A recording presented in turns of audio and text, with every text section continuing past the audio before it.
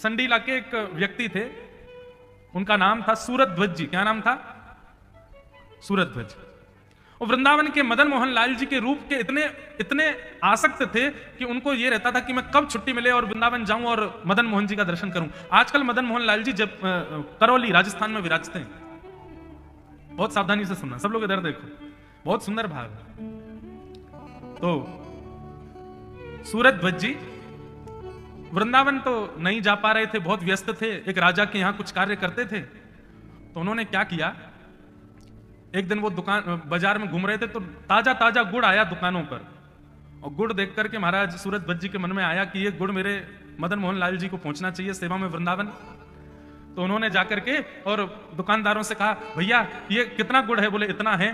बोले एक काम करिए ना, मैं एक तांगे वाले से बात कर लेता हूं, आप सारा गुड़ रखवा करके वृंदावन भिजवा दो। दुकानदार बोले, भैया आप भिजवा तो देंगे, इतना रुपया लगेगा? बोले उसकी चिंता नहीं है। बोले इतना रुपया तांगा वाला ले लेगा? बोले उसकी भी चिंता नहीं है, आप बस गुड़ भिजवा दो। दुकानदार ने कहा, देखिए भगवान मैं भिजवा तो दूंगा, लेकिन मेरी एक जिज्ञासा है। बोले क्या? बोले आप इतना पैसा खर्च कर रहे हो, यहाँ संडीले से इतना सारा गुड़ तांगे में धरवा करके वृंदावन भेज रहे हो, इससे कम रुपया में तो आप वृंदावन से गुड़ खरीद करके ठाकुर जी को अर्पित कर दो। और कोई संडीले में कोई बहुत प्रसिद्ध गुड़ होता है ऐसा भी नहीं है, सामान्य गुड़ है बस, हाँ ये संडीले का गुण है। आपको यहां से क्यों भिजवाना इतनी दूर? वृंदावन 3 दिन लगेंगे और इतनी मेहनत करके इतना पैसा खर्च करके आप वृंदावन से किसी को बोल दो कि भाई वृंदावन कोई जा रहा हो, वहां से गुड़ खरीद के ठाकुर जी को अर्पित कर दो। बोले तू नहीं जानेगा, मैं ठाकुर जी का प्रेमी हूं, और प्रेमी अपनी वस्तु जब भेजता है तो प्रेमी के द्वारा दी गई वस्तु चाहे वो कैसी भी हो वो बहुत प्रिय लगती है, वो कैसी भी हो बहुत प्रिय लगती है। सूरध्वज जी ने वो गुड़ संडीले से भिजवाया, 3 दिन लगे महाराज वृंदावन पहुंचने। वृंदावन जब गुड़ पहुंचा तो रात्रि अर्धरात्रि का समय हो रहा था, 11-12 बज रहे थे। गुड़ आकर के मदन मोहन जी के मंदिर के बाहर आकर के तांगा खड़ा हो गया। बोले अब सुबह तक का इंतजार करो, गोसाई जी आएंगे तब उनको देंगे। लेकिन महाराज रात्रि 12 बजे ही गोसाई जी के स्वप्न में मदन मोहन लाल जी आ गए। गोसाई जी बोले कहो जय जय, क्या आज्ञा? बोले कि जल्दी द्वार खोलो और बाहर गुड़ आया है, वो गुड़ जल्दी भोग प्रसादी उसकी बनाओ और मेरे को थाल में रख करके गुड़ का भोग लगाओ। गोसाई जी बोले भगवान रात के 12 बज रहे हैं, अर्धरात्रि का समय हो रहा है, 3-4 घंटे और थोड़ा इंतजार कर लो, 3-4 घंटे में मंगला आरती का समय हो जाएगा तो सुबह मंगल भोग में गुड़ का ही भोग लगा देंगे। अब 3-4 घंटे के लिए मुझे नहाना पड़ेगा, पूरा मंदिर साफ करना पड़ेगा, रसोई घर में सफाई करनी पड़े, फिर आपको उठाऊंगा, गुड़ लाऊंगा, भोग लगाऊंगा। भगवान इससे बढ़िया तो आप प्रतीक्षा कर लो 3-4 घंटे। तो मदन मोहन लाल जी रोने लगे स्वप्न में। बोले उसने 3 दिन पहले संडीले से गुड़ मेरे लिए भेजा है, मैं 3 दिन से प्रतीक्षा कर रहा था कब गुड़ आएगा, मेरे रोज मुंह में पानी आ रहा था। बोले तुम रोज मेरी सेवा करने आ रहे थे तो तुमको लग रहा था ठाकुर जी को इतना पसीना नहीं, मुंह में से लार टपक रही थी मेरे, कब गुड़ आवे, कब मैं उसको पाऊं। और आज आकर के गुड़ आया है और तुम कह रहे हो 4 घंटा और इंतजार करूं मैं? गोसाई जी तुरंत उठे, जल्दी जाकर के स्नान किया, स्नान करके मंदिर की साफ सफाई करी, रसोई घर में जाकर के चूल्हा चिताया। महाराज बाहर द्वार पर तांगे में गुड़ रखा था, तांगे वाले को उठाया, बोले लाओ गुड़ दे दो। बोले सुबह हो गई? बोले बस हो ही गई। लाल जी भूखे बैठे भीतर, तुरंत गुड़ लेकर के गए, बढ़िया खीर बनाई, उसमें गुड़ डाला और जब मदन मोहन लाल जी को अर्पित किए, गोसाई जी के नेत्र सजल हो गए। बोले क्यों? बोले खीर ठाकुर जी के आगे रखने के बाद पर्दा लगाया था, लेकिन पर्दा जैसे उठा करके देखा तो पूरे मुंह पर खीर लगी भाई श्री मदन मोहन लाल जी, इतने आसक्त, इतने आनंद। आपकी सामग्री कैसी है ये विशेष बात नहीं, आपका उस सामग्री को देने में भाव कैसा है ये विशेष भाव। आपके द्वारा दी गई प्रस्तुत की गई वस्तु कितनी मूल्यवान है, कितनी सुंदर है ये जरूरी नहीं है, उस वस्तु में भाव कितना है। भीष्म पितामह सामान्य संस्कृत स्तुति नहीं गा रहे हैं भगवान की, भीष्म पितामह की स्तुति के भाव यदि आप सुन लेंगे रोम रोम नाचने लगेगा आपका। मैं तो कभी कभी विस्तार कर देता हूं तो 2-2 दिन तक भीष्म पितामह की स्तुति चलती है। भीष्म पितामह कह रहे हैं भगवान मेरी एक इच्छा है, आपसे मैं प्रार्थना कर सकता हूं? भगवान बोले बोलो क्या चाहिए? भीष्म पितामह कहते हैं इतिमति रूप कल्पिता वितृष्णा भगवत सात्वत पुंगवे विभुंगे। हे नाथ एक कृपा कर दो। क्या? मैं मृत्यु से पहले अपनी अंतिम इच्छा पूरी करना चाहता हूं। भगवान बोले क्या है तुम्हारी अंतिम इच्छा? बोले मेरी एक बेटी है, उस कुंवारी बेटी का ब्याह करना चाहता हूं। भगवान बोले भीष्म पितामह तुम तो बाल ब्रह्मचारी हो, तुम्हारा तो ब्याह ही नहीं हुआ, तुमने तो शादी नहीं करी, तुम्हारी बेटी कहां से हो गई? भीष्म पितामह बोले भगवान भाव समझिए, हर व्यक्ति की बिना विवाह की एक बेटी होती है और उस बेटी का नाम क्या है? मति, बुद्धि। बेटी कौन? जो पिता से अपनी इच्छा पूरी करवाए, मां से अपनी इच्छा पूरी करवाए, वो बेटी। ये मति रूपी बेटी आपने सबको दे रखी है भगवान। ये कहती है ये खाना है तो वही खाते हैं, ये कहती है वहां जाना है तो वहीं जाते हैं, ये कहती है ये पहनना है तो वही पहनते हैं। भगवान ये बेटी तब तक इच्छा करती है जब तक ये कुंवारी रहती है, लेकिन जैसे इस बेटी का ब्याह सुयोग वर से हो जाए तो फिर बेटी वो इच्छा करती है जो वर की इच्छा हो। और इस बेटी के लिए सुयोग वर आज मुझे मिल गया है। भगवान बोले कौन? बोले आपसे अच्छा वर कौन हो? अब देखो बात समझो, भीष्म पितामह ने सीधे ऐसा नहीं कहा कि मैं अपनी मति आपके चरणों में अर्पित कर रहा हूं, नहीं, ये तो सीधी सीधी बात है। अब इसमें भाव जोड़ दिया, क्या? मति रूपी बेटी और श्री कृष्ण रूपी जमाई। हे जमाई, आप मेरी मति रूपी बेटी को स्वीकार कर लो। क्यों? बेटी विवाह से पहले अपनी इच्छा पूरी करवाती है और विवाह के बाद अपने पति की इच्छा पूरी करवाती है। इसलिए नाथ, मेरी बेटी के पति यदि आप बन जाओगे तो मैं वही करूंगा जो आप चाहोगे, इसलिए मेरी मति को स्वीकार करो। भगवान बोले वाह भाई भीष्म पितामह, क्या तरीके से तुम स्तुति गा रहे हो, मैं तो प्रसन्न हो गया। भगवान बोले अब जब रिश्तेदारी कर ही रहे हो तो पूरी अच्छी तरीके से करो। भीष्म पितामह बोले बताइए। बोले बेटी को वर पसंद ना हो तब तक ब्याह नहीं करना चाहिए। बेटी जब राजी हो जाए कि हाँ मैं राजी हूं, मैं तैयार हूं, तभी ब्याह करना चाहिए। तुम्हारी बेटी को हम पसंद नहीं है, तुमको पसंद है, मैं ससुर जी को पसंद है, बिटिया को पसंद नहीं, तो फिर ब्याह कैसे हो? पहले अपनी मति से पूछो तो सही, उसको हम प्रिय लगते हैं कि नहीं। भीष्म पितामह कहते हैं भगवान आपको देख करके आपसे प्रेम किसको नहीं होगा? त्रिभुवन कमनम तमाल वर्णम रवि कर गौरवनाम्बरम दधाने। आपको देख करके आपसे किसको प्रेम नहीं होगा? आपका रूप इतना सुंदर। भीष्म पितामह कहते हैं, और उसमें भी आपका श्रृंगार। बोले एक तो आप तमाल वर्ण के, तमाल वर्ण कहते हैं, ठाकुर जी काले नहीं है। ठाकुर जी कैसे हैं? सांवले भी नहीं है, अलग ही रंग है ठाकुर जी का। जैसे गहरे समुद्र का रंग होता है, जैसे घने बादलों का रंग होता है, उस रंग का वर्णन नहीं किया जा सकता, ऐसा रंग है ठाकुर जी का। बोले हे नाथ, एक तो आप थोड़े से सांवले से हो, तमाल वर्ण के हो, उस पर भी आप ये पीली पीली बगलबंदी पहन करके जब चलते हो ना नाथ, तो मेरी मति क्या, तीनों लोग आपके रूप पर न्योछावर हो जाता है। भगवान अकबर की पत्नी ताज बेगम हमारे वृंदावन आई। अकबर भारत है, हिंदुस्तान, शहंशाह हिंदुस्तान, राजा है पूरे भारत का, कहीं भी जा सकता है। वृंदावन आए और महाराज वृंदावन से जैसे गोवर्धन गए तो गोवर्धन पर्वत पर श्रीनाथ जी विराज रहे थे मंदिर में। गुसाई जी से जाकर के अकबर ने कहा कि देखिए हमारी तो ज्यादा इच्छा नहीं है, पर हमारी पत्नी की इच्छा है आपके खुदा को देखने की, वो है कैसे? तो गुसाई जी बोले देखिए भगवान क्षमा करना, हमारे यहाँ हिंदुओं को ही प्रवेश है मंदिरों में, आप तो अच्छे राजा हैं, पर कई विजातीय राजा जो मंदिरों में प्रवेश कर जाते हैं और मंदिर तोड़ देते हैं, इसलिए नियम है कि अब बस हिंदू ही जा सकते हैं। पर ठीक है, हम आपकी पत्नी देखना चाहती है तो उसको एक खिड़की से दिखा देते हैं। और एक खिड़की से जैसे ही ताज बेगम को ठाकुर जी का दर्शन कराया, महाराज अब तो ऐसी स्थिति हो गई, कृष्ण तन कृष्ण धन कृष्ण ही हमारो मन, कहीं भी जा रही है उनको कृष्ण ही कृष्ण दिखाई दे रहे हैं। अकबर कुछ बात कर रहा है लेकिन ताज बेगम एक अलग ही सोच में है। जब से देखा है ठाकुर जी की उस मधुर छवि को, आहा मेरो मन गिरधर छवि पे अटक्यो, ललित त्रिभंगी चाल पे चल के चिबुक चारु गड़ी ठटक्यो, मेरो मन गिरधर छवि पे अटक्यो।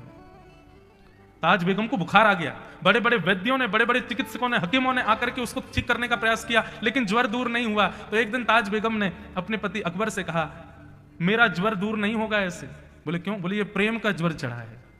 अकबर बोले किसके प्रेम का? बोले वृंदावन चंद, वृंदावन बिहारी लाल के प्रेम का है। मैं आपसे प्रार्थना करना चाहती हूं, मुझे वापस वृंदावन भेज दो, मैं सदैव उनको देखना चाहती हूं बस। ताज बेगम का एक पद है, उसमें वो क्या कहती है? सुनो दिल जानी मेरे दिल की कहानी। जब ताज बेगम वापस वृंदावन आई और वृंदावन आकर के ठाकुर जी का जब उसने दर्शन किया तो कई लोग ताज बेगम को मंदिर जाने से रोकते थे, मंदिर में प्रवेश नहीं करने देते थे। तो ताज बेगम क्या करती थी? द्वार पर बैठ जाती और दर्शन करके आने वाले लोगों से पूछती कैसे लग रहे हैं ठाकुर जी। कोई कहता आज नीली पोशाक पहनी है, ऐसा मुकुट पहना है, ऐसे कानों के कुंडल हैं, ऐसे हाथों के कड़ूले हैं। तो रोज रोज पूछते पूछते अब ताज बेगम पता है क्या करती? बाहर की रेत में बैठ करके एक सीख से ठाकुर जी की छवि बनाती और अंदर से दर्शन करके आने वाले दर्शनार्थियों से पूछती 2 मिनट मेरे साथ आइए ना, साथ ले जाके पूछती क्या भीतर जो ठाकुर जी बैठे हैं वो ऐसे दिख रहे हैं? और जैसे ही वो व्यक्ति उस धूल में बने हुए चित्र को देखता, बोले बिल्कुल ऐसे ही दिख रहे हैं। ताज बेगम कहती अब मेरे चित्त को शांति है। ताज बेगम दर्शन नहीं कर पाती है, बाहर बैठी बैठी केवल चिंतन करती है। आज नीली पोशाक होगी, सिर पर लाल पाग होगी, गले में मोतियों की माला होगी, थोड़े थोड़े चंदन लगा रखे होंगे, घुंघराले केश होंगे, ठाकुर जी ने आज खस का इत्र लगाया होगा। और फिर ये सब सोच के दर्शनार्थी से बोलती, भीतर जाके जरा बताइए ना आज ठाकुर जी कैसे। वो आके बताता, आज ठाकुर जी ने नीली पोशाक, लाल पाग, खस का इत्र, मोती की माला। बस ये सुनते ही नाचने लग जाते। सुनो दिल जानी मेरे दिल की कहानी, तेरे हाथ हूँ बिकानी, तेरे हाथ हूँ बिकानी, बदन नाम भी सहूंगी, सुन दे नंद के कुमार कुर्बान तेरी सूरत पे, हूँ तो मुसलमानी हिंदुआनी भी रहूंगी, सुन दे जानी मेरे दिल की कहानी, तेरे हाथ हूँ बिकानी, बदन नाम भी सहूंगी, सुनो दे जानी। ऐसी ताज बेगम, ठाकुर जी के ताज बेगम का चरित्र पढ़ के हमने भी एक बार प्रयास किया। 2020 की घटना है। 2020 में नाथद्वार में कथा हो रही थी, नाथद्वारा राजस्थान। हमारे लाल जी का उत्सव, श्री गिरधर लाल जी हमारे सेवा के ठाकुर जी छोटे से, उनका हर वर्ष उत्सव होता है। इस बार द्वारिका में है, 11 से 17 जनवरी, द्वारिका गुजरात में। पूरे भारतवर्ष के संत आते हैं और महाराज सुबह कथा होती है, शाम को खूब उत्सव होता है। आप भी झांसी के लोग जो जो आ सको, सबको हमारा निमंत्रण, सब लोग पधारो। और जिसका भी आने का मन बन रहा हो वो हमारे किसी भी कार्यकर्ता से बात कर लेना, आपकी सब व्यवस्था वहां हो जाएगी। तो हमारे ठाकुर जी का प्रथम जन्मोत्सव हो रहा था नाथद्वार में, राजस्थान में। तो हमारे ठाकुर जी का श्रृंगार करके सुबह सुबह में 9 बजे कथा होती थी, 9 बजे मंच पे आ जाता था और कथा पूरी होती थी 1 बजे, तो तब तक मंदिर बंद हो जाता था, श्रीनाथ जी का मंदिर। तो मैं क्या करता था, रोज एक व्यक्ति को भेजता था कि आज तुम जाके दर्शन कराओ और मैं जब कथा करके उतरूं तब मुझे बता देना आज ठाकुर जी कैसे दिख रहे थे, उनका श्रृंगार कैसा था। तो ताज बेगम तो सोचती थी कि ऐसा होगा, हम सोचते नहीं थे। हम अपने लाल जी का श्रृंगार करते थे। तो पहले दिन ठाकुर जी को लाल वस्त्र पहनाए, मोतियों की माला पहनाई, सिर पर मुकुट पहनाया, कानों में मकराकृत कुंडल पहनाए, पीछे थाड़ा वस्त्र पहनाया और ऊपर मोतियों की हटरी बना दी ठाकुर जी के। ऐसा कोई मन में भाव नहीं था कि ताज बेगम की तरह हमको भी देखना है कि मैच हो रहा है कि नहीं। बस मंच पे आए, कथा कहने लगे। कथा के बाद में कथा से उतर करके वो बालक जो दर्शन करने के लिए जाता था उससे पूछा मैंने कि आज ठाकुर जी का मंदिर में दर्शन कैसा था। बोले महाराज जी आज ठाकुर जी ने लाल पोशाक पहनी है, सिर पर मुकुट पहना है, मोतियों की माला पहनी है, कानों में मकराकृत कुंडल पहने, पीछे थाड़ा वस्त्र और मोती की हटरी में ठाकुर जी बैठे। अरे मैंने कि पगले हमारे ठाकुर जी नहीं, श्रीनाथ जी के बारे में बताओ। वाह, ये है ग्राम सिंह, इनका भी कोई भजन होगा इसीलिए आगे कथा में। तो मैंने कहा भाई मंदिर के ठाकुर जी का दर्शन बताओ, ये तो तुम हमारे ठाकुर जी का बता रहे हो। बोले नहीं महाराज मैंने आपके ठाकुर जी देखे नहीं, मैं तो मंदिर के ठाकुर जी का बता रहा हूं। मैंने कहा यार ये एक जैसे कैसे हो गए। शाम को फिर जब हम उत्थापन में 4 बजे दर्शन करने गए तो ठाकुर जी बिल्कुल वैसे ही जैसे हमारे लाल जी। मैंने कि चलो आज तो तुक्का लग गया, कल देखते हैं। दूसरे दिन हमने ठाकुर जी को पीली पोशाक पहनाई, सोने की मालाएं पहनाई, सिर पर मुकुट ना धरा के पगड़ी पहनाई। पगड़ी पहना करके आज ठाकुर जी को शीशे की हटरी में बैठाया, शीश हटरी। कथा करने के लिए गए, कथा के बाद बालक खड़ा था। मैंने कहा हाँ भाई आज श्रीनाथ जी कैसे हैं। बोले महाराज जी आज ठाकुर जी ने पीत वस्त्र पहने हैं, स्वर्ण के आभूषण पहने हैं, सिर पर पाग पहनी है और आज ठाकुर जी शीशे की हटरी में बैठे। मैंने कहा भैया ऐसा मत बोल भाई, ये तो बिल्कुल हम सुबह ठाकुर जी का जैसा श्रृंगार करते हैं मंदिर में भी वैसा ही हो रहा है। तीसरे दिन हमने फिर कहा, मैंने कि लाल जी यदि आज आपका श्रृंगार एक जैसा हुआ तो मैं समझ जाऊंगा कि हमारे उत्सव से आप प्रसन्न हो। तो तीसरे दिन हमने वो श्रृंगार किया जो उस ऋतु में होता ही नहीं है। क्या? ठाकुर जी को पाग पहनाई, वस्त्र पहनाए और सुंदर मेवा की हटरी, काजू बादाम और इन सब की हटरी कहते हैं, एक बढ़िया सुंदर सी कुंज में ठाकुर जी बैठते हैं, हटरी में बैठाया। और उसके बाद हमने क्या, श्रृंगार हो गया था लेकिन दोबारा गया और दोबारा जाकर के फिर मैंने पगड़ी के ऊपर सहरा और बांध दिया। मैंने आज दुल्हा बनाओ इनको। अगर आज सहरा पहना होगा श्रीनाथ जी ने तो समझ जाएंगे हमारे उत्सव से लाल जी प्रसन्न है। कथा में मेरा मन कम लगे, मेरे को यूं लगे कब 1 बजे कब मैं पूछूं। और 1 बजते ही महाराज मैंने जैसे उससे पूछा, अब तो मेरी आंख तो पहली भर आई थी। मैंने कि इतनी विषम परिस्थिति में हूं, यदि ठाकुर जी का वैसा श्रृंगार नहीं होगा तो कष्ट बहुत होगा और सेम श्रृंगार हुआ तो इतने आनंद होगा कि कहीं प्राण नहीं निकल जाए। मैंने कि बता भैया आज ठाकुर जी कैसे लग रहे हैं। उसने कहा महाराज जी आज ठाकुर जी लाल हटरी में बैठे हैं, अलग हटरी हमारी मेवा की थी। मैंने कि अरे आज तो अलग हो गया। बोले आज ठाकुर जी ने ऐसा श्रृंगार किया है, लेकिन आज विशेष ये था कि आज ठाकुर जी ने पाग के ऊपर सहरा पहना हुआ है। ओ महाराज, जैसे ही सहरा की बात सुनी, मैं सही बताऊं 2 मिनट तो नाच लिया उसके साथ। मैंने कहा भैया गले लग जा, आज तो इतने प्रसन्न है ठाकुर जी, प्रसन्न है हमारी सेवा से। कभी बंधु ये सब कर सकते हैं, कभी ओरछा जाओ, राम राजा सरकार के पहले दर्शन करने से पहले ही सोच लो ठाकुर जी आज यदि आपके श्रृंगार में ये में से कुछ भी एक यदि मिल गया तो हम समझ जाएंगे कि दर्शनार्थियों में सब दर्शनार्थी आपको देख रहे थे पर आपने हमको देखा। सोच के जाओ पहले से, आज ऐसी माला होगी, आज ऐसा पाग होगा, आज प्रसाद में ये होगा, कुछ भी 4-5 बात सोच लो, एक का तो मिल ही जाएगी, 4-5 मिल जाए तो बहुत बड़ी बात। और देखना भैया जैसे ही राम राजा सरकार का दर्शन करोगे, एक भाव भी आपका मिल गया, आंसू रुकेंगे नहीं आपके, इतना आनंद होगा, लगेगा कि राम जी गोद में ही आ गए, हमारे हृदय से ही लग गए। ऐसे बीच बीच में कभी इन भावों से अपनी भक्ति की परीक्षा लेते रहा करो। कई लोग करते हैं, कई वैष्णव जन विचार करते हैं, हमारा इस महीने का पहले दिन ये सोच लेंगे 30 दिन का महीना है, 30 दिन के अंदर यदि वृंदावन से, जगन्नाथपुरी से, द्वारिका से, बद्रीनाथ से, कहीं भी किसी भी तीर्थ से कुछ प्रसाद हमारे घर आ गया, कोई संत यदि हमको दिख गए, कोई वैष्णव का दर्शन हमको हो गया, कोई ब्रजवासी यदि मिल गया, ओरछावासी, पन्ना निवासी कोई मिल गया, तो समझ जाएंगे ठाकुर जी प्रसन्न है। अब महीना भर आप देखो ना चाहते हुए भी भगवान को याद करते रहोगे, हर दिन आपके मन में यही भाव रहेगा आज कोई दिखे, सहज भक्ति होगी ठाकुर जी। भीष्म पितामह कहते हैं भगवान आपका रूप इतना सुंदर है, कौन ना मोहित हो उस रूप पर। मेरी बेटी को आप पसंद हो भगवान, मेरी मति रूपी पुत्री से आप विवाह कर लो। भगवान ने कहा भैया सुंदरता से काम नहीं चलता, दामाद के अंदर बहुत सारे गुण देखने पड़ते हैं, सुंदर हो, शौर्य हो, स्वभाव हो, समझदारी हो, सारे गुण देखने चाहिए। भीष्म पितामह बोले जितने गुण आप बताओगे मैं सब आपके अंदर दिखा दूंगा। सर्वगुण संपन्न संसार में ठाकुर जी आप ही हो, इसीलिए श्रीमद् वल्लभाचार्य जी महाराज मधुराष्टकम गाते हैं, अधरम मधुरम वदनम मधुरम। आओ सब लोग मधुराष्टकम का पाठ करें। इतने ठाकुर जी के रूप का वर्णन हमने सुना है, कैसे हैं ठाकुर जी। अधरम मधुरम वदनम मधुरम, अधरम मधुरम वदनम मधुरम, नयनम मधुरम हसितम मधुरम, हृदयम मधुरम,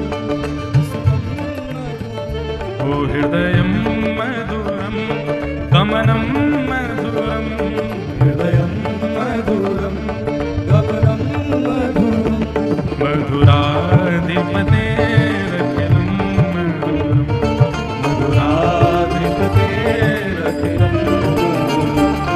बंधुओं मधुराष्टकम में श्रीमद् वल्लभाचार्य जी का भाव यह है कि भाई कोई व्यक्ति कहे कि यह व्यक्ति बहुत सुंदर है, लेकिन उस सुंदर व्यक्ति में भी आप एक अवगुण तो निकाल ही लोगे। संसार में कितना भी गुणयुक्त व्यक्ति क्यों ना हो, उसके अंदर कोई ना कोई कमी तो होगी। लेकिन हमारे मदन मोहन लाल जी, हमारे वृंदावन बिहारी लाल, राधा रमन लाल, युगल किशोर सरकार, हमारे राजा राम सरकार, ये यदि कभी प्रत्यक्ष मिल गए ना, इनमें एक भी अवगुण आप दिखा नहीं सकते। हंसते भी मधुर हैं, चलते भी मधुर हैं, बोलते भी मधुर हैं, लेटते भी मधुर हैं, और कहां तक कहें हमारे वृंदावन बिहारी लाल तो रोते भी मधुर हैं, सब मधुर हैं। इसीलिए कह रहे हैं मधुराधिपते रखिलम मधुराधिपते रखिलम मधुरम, वचनम मधुरम चरितम मधुरम, वसनम मधुरम वलितम मधुरम, वचनम मधुरम चरितम मधुरम, वसनम मधुरम वलितम मधुरम, चलितम मधुरम भ्रमितम मधुरम,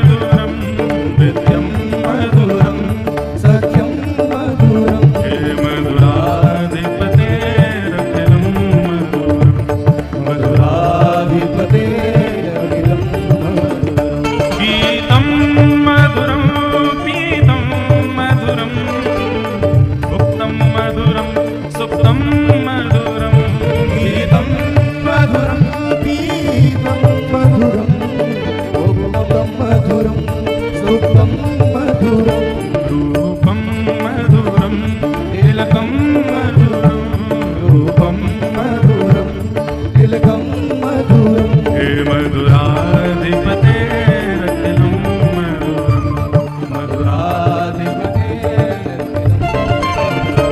अधरम मधुरम वदनम मधुरम अधरम मधुरम वदनम मधुरम मधुराधिपते रतिलम मधुरम मधुराधिपते रतिलम हे मधुराधिपते रतिलम मधुरम मधुराधिपते रतिलम मधुरम मधुराधिपते रतिलम मधुरम मधुराधिपते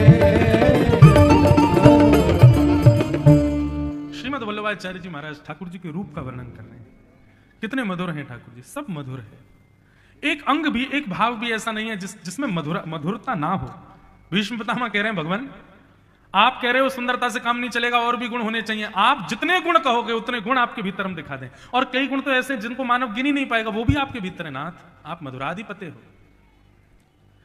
भीष्म पितामह भगवान की स्तुति गाते जा रहे थे। स्तुति गाते गाते भीष्म पितामह ने भगवान के प्रेम रूपी गुण का स्मरण किया। नाथ आप कितने प्रेमी हैं।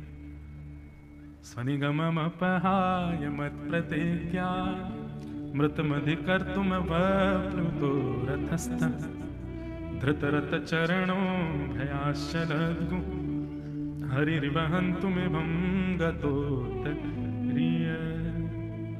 कितने प्रिय। आहा। भीष्म पितामह वर्णन कर रहे हैं एक लीला का। भीष्म पितामह कहते हैं भगवान, एक बार जब महाभारत युद्ध प्रारंभ होने वाला था तो दुर्योधन और अर्जुन दोनों आपके पास सेना मांगने के लिए और आपकी मदद मांगने के लिए आए थे। तब आपने कहा था कि एक तरफ मेरी सेना रहेगी और एक तरफ अकेला मैं रहूंगा और मैं शस्त्र नहीं उठाऊंगा। तब दुर्योधन आपकी सेना लेकर के आ गया था। जब दुर्योधन ने आकर के सभा में कहा कि महाराज भगवान ने तो प्रतिज्ञा ली है कि वो पांडवों की तरफ रहेंगे और शस्त्र नहीं उठाएंगे, आपकी इस प्रतिज्ञा को सुनकर के मैंने भी प्रतिज्ञा ली थी कि यदि वासुदेव कृष्ण ने शस्त्र धारण नहीं किया तो मैं शंतनु का बेटा नहीं, मैं गंगा का सुत नहीं, मैं भीष्म पितामह नहीं कहलाऊंगा आज के बाद। वासुदेव कर चक्र न धरहि तो तुमको मुख न दिखाऊं, लाजत है मेरी गंगा जननी मैं शंतनु सुत न कहूं। प्रतिज्ञा ले ली भीष्म पितामह ने। वासुदेव कृष्ण को महाभारत युद्ध में शस्त्र धारण करना पड़ेगा और नहीं करेंगे तो मैं जबरदस्ती करवाऊंगा।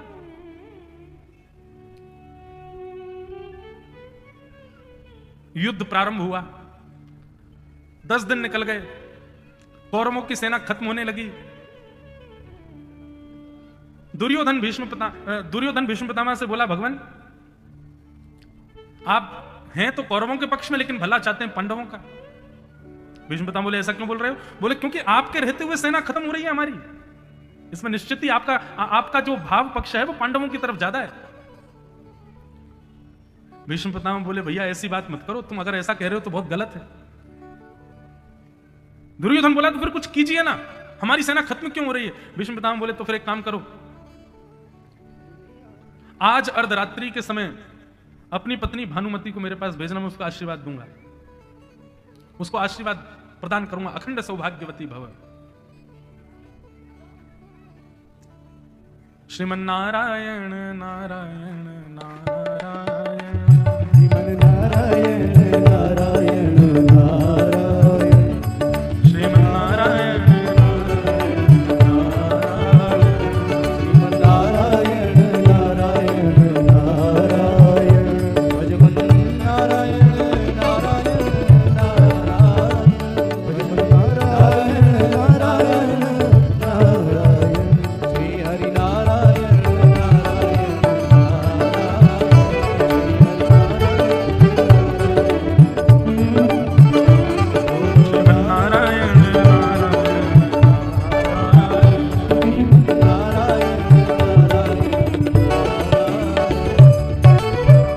बोलो भक्तवत्सल भगवान।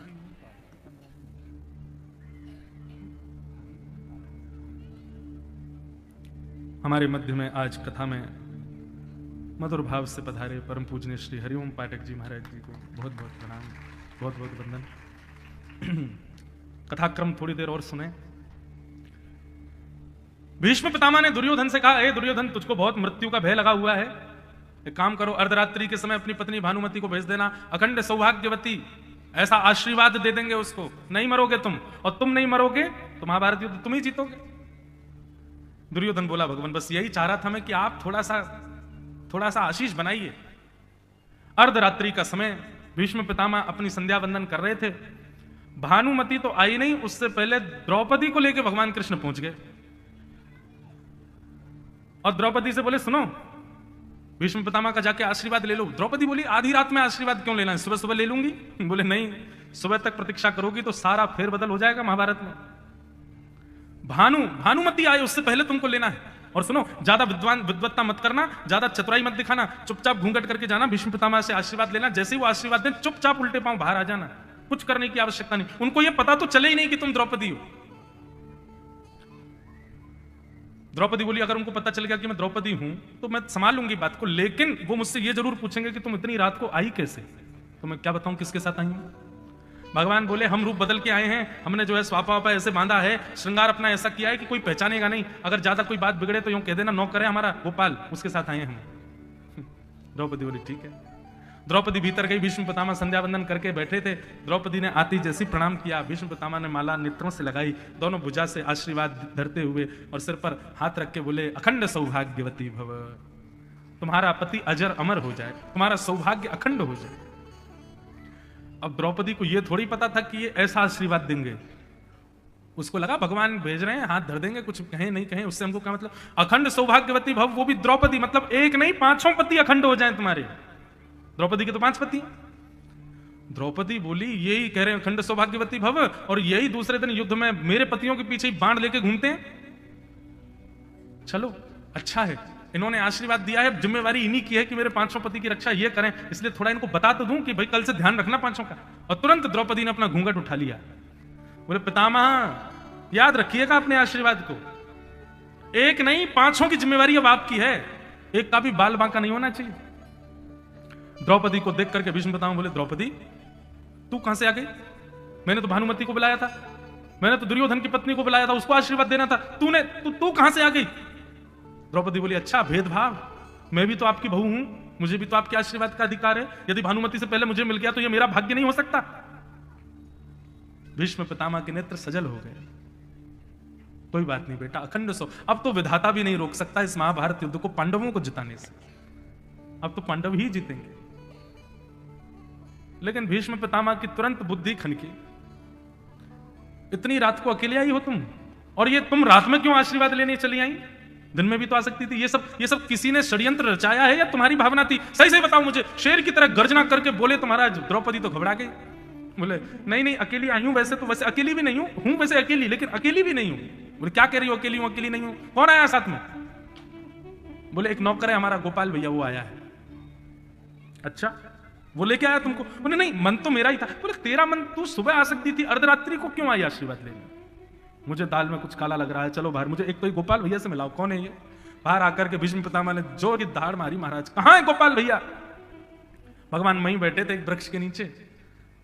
भीष्म पितामह की आवाज सुनते ही एक पटक लगी ठाकुर जी को, बोले कि अब फंस गए। खूब पढ़ा लिखा करके भेजा था, द्रौपदी को मानी नहीं, सब जाके खोला ही भीतर। भगवान धीमी गति से गए, भीष्म पितामह बोले, ए जल्दी जल्दी आओ, ये क्या सरक सरक के क्या, चलो जल्दी आओ इधर। भगवान जैसे समीप गए, भीष्म पितामह बोले, ए द्रौपदी तेरा गोपाल भैया पहले कहीं देखा है मैंने, जरा पगड़ी तो उतारो अपनी। बोले नहीं महाराज, पगड़ी तो शान मान होती है, इसको नहीं उतारते। बोले अरे बड़ी शान मान, मेरे सामने पगड़ी खींच ली महाराज। घुंघराले केस ठाकुर जी के प्रकट हो गए, छुपा हुआ था मोर पक्ष, वह भी उठ गया। इतनी सुंदर छवि ठाकुर जी की प्रकट हुई तो बादलों में छुपा हुआ था चंद्रमा मन में सोचने लगा, ठाकुर जी इतने सुंदर दिख रहे हैं और मैं यहाँ छुपा बैठा हूं, थोड़ा प्रकाश किया जाए। इतने में ही बादलों की ओर से हट करके चंद्रमा ने प्रकाश किया, त्रिभंग लली श्याम सुंदर की मधुर छवि प्रकट हो गई भीष्म पितामह के सामने। भीष्म पितामह देख करके 2 बार तो बलैया लेने लगे, इतने प्यारे लग रहे हैं ठाकुर जी। लेकिन भीष्म पितामह बोले, छलिया मरकट बंधु माखन चोर, सारे उल्टे सीधे काम करते हो। ये भानुमति का आशीर्वाद द्रौपदी को दिलवा दिया तुमने, तुमको कैसे पता था कि मैं भानुमति को आशीर्वाद देने वाला हूं। भगवान बोले, हम जय जय हैं, हमको सब पता है, हम भगवान हैं। लोग बात करते हैं तो कहते हैं धीरे बोलो, दीवारों के कान। वो दीवारों के कान नहीं, वो मेरे ही कान होते हैं, मुझे ही सुनाई देता है सब जगह। क्या करें पितामह भीष्म, अब आप कौरव जीत नहीं पाओगे। देखो आपने ही द्रौपदी को वरदान दे दिया। भीष्म पितामह को इस बात की चिंता नहीं थी कि मैंने द्रौपदी को वरदान दे दिया पांडव जीतेंगे, उनको इस बात की चिंता थी कि मैंने प्रतिज्ञा ली थी कि इनके हाथ में शस्त्र धारण करवाऊंगा, और 10 दिन हो गए युद्ध को, अभी तक इन्होंने शस्त्र नहीं उठाया। तुरंत भीष्म पितामह ने द्रौपदी को कहा, द्रौपदी मैंने तुझको आशीर्वाद दिया है कि तेरे 5 पतियों का कोई बाल बांका नहीं करेगा, लेकिन इन 5 की रक्षा की जिम्मेवारी मैं कृष्ण को देता हूं। यदि कल मेरा बाण भी अर्जुन का स्पर्श करे तो तुम मुझसे मत कहना, कृष्ण को ही पकड़ना, क्योंकि मैंने आशीर्वाद दिया और मैं ही जिम्मेवारी दे रहा हूं। कृष्ण, मैंने अपनी बहू को आशीर्वाद दिया है 5 पांडवों की रक्षा का जिम्मेवारी तुमको देता हूं, 5 का बाल बांका नहीं हो जाए। भगवान घूर करके द्रौपदी को देखने लगे, हो गया काम, करवा दिया सब सत्यानाश। मना कर रहा था मत बोलना भीतर जाके, हो गया अब सब मेरे ऊपर आ गई बात। बढ़िया तान दुपट्टा आराम करते, कल से हम भीष्म पितामह रक्षा करते पांडवों की, अब सब मेरे ऊपर ही आ गया।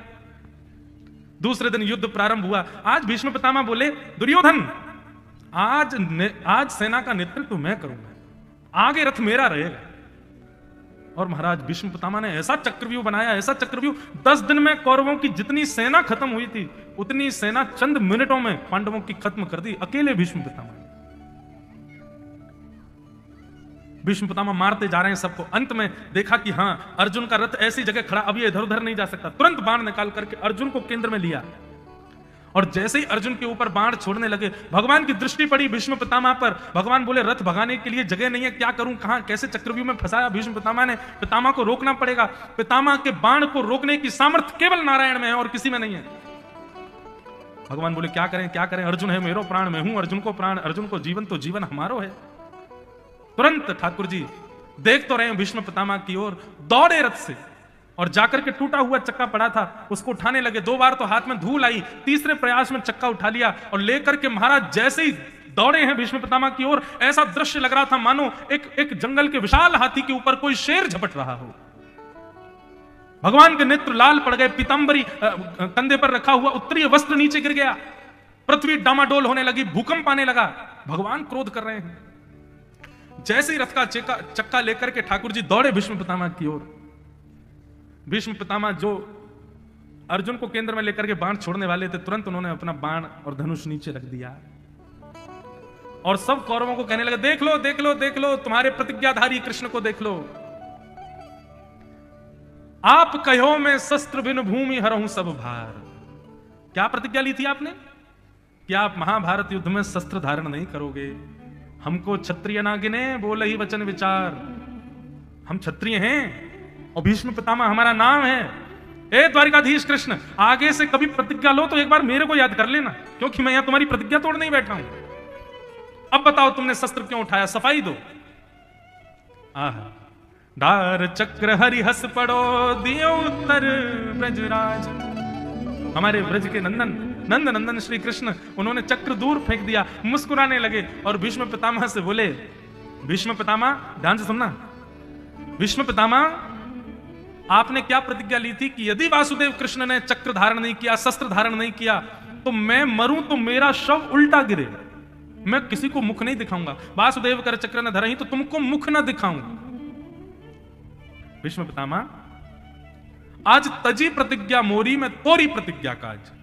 मैंने अपनी प्रतिज्ञा इसलिए तोड़ी क्योंकि यदि महाभारत युद्ध में मैं शस्त्र धारण नहीं करता तो मेरे शस्त्र ना धारण करने की वजह से तुमको बाणों की सैया पर लेटना पड़ता। लेकिन कैसे लेटते, उल्टे लेटते, और उल्टे लेटते तो अंतिम समय तुम मेरा दर्शन नहीं कर पाते, तुम्हारी अंतिम इच्छा पूर्ण नहीं हो पाती।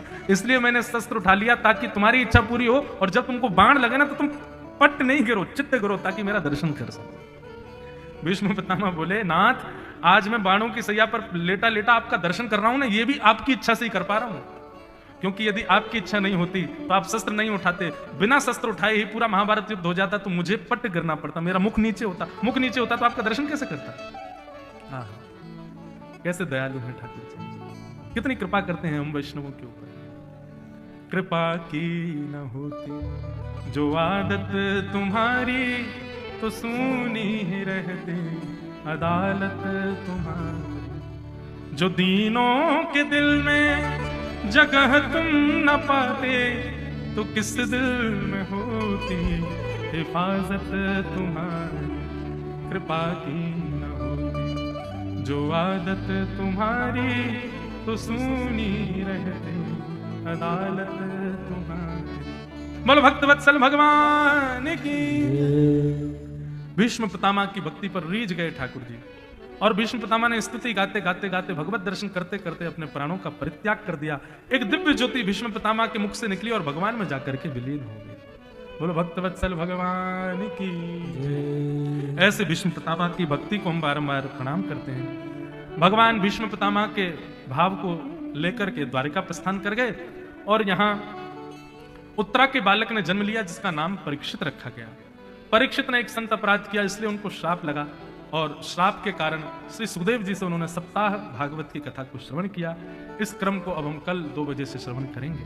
आज कथा का क्रम यहां तक पहुंचा। कल बंधुओं भगवान का मंगल जन्मोत्सव हम आप सब लोग मनाएंगे। कल पीले पीले वस्त्र पहन करके आना, भाई लोग पीले पटके डाल के आना, पीला पीला चंदन लगा के आना, बढ़िया सज धज के आना। और कोई पूछे कि भैया इतने सज धज के कहाँ जा रहे हो, तो ये मत कहना गौड़ बाबा आश्रम जा रहे हैं या फिर पंडाल में जा रहे हैं। यूं ही कहना हम तो गोकुल जा रहे हैं। आज झांसी गोकुल बन गया है, ठाकुर जी का मधुर जन्मोत्सव होने वाला है, वहीं जा रहे हैं। कल सब ब्रजवासी बन करके आओ, और कल से तो बढ़िया रसगुल्ला वाली कथा शुरू हो जाएगी।